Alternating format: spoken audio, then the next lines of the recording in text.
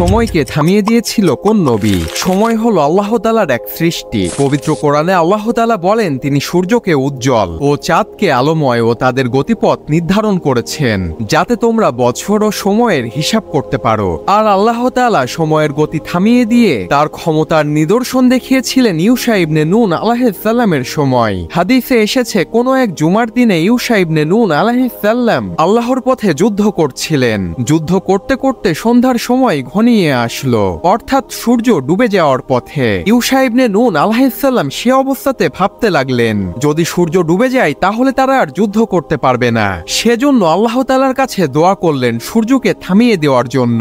আল্লাহ তাআলা দোয়া কবুল করলেন আর অলৌকিকভাবে সূর্য বা সময় থেমে গেল। যতক্ষণ না নবী ইউশা ইবনে নুন আলাইহিস সালাম যুদ্ধে বিজয় না হলেন ততক্ষণ সূর্য সে অবস্থাতেই থেমে থাকলো। সুবহানাল্লাহ। ভিডিওটি ভালো লাগলে কাছের মানুষজনের কাছে শেয়ার দিয়ে দিন।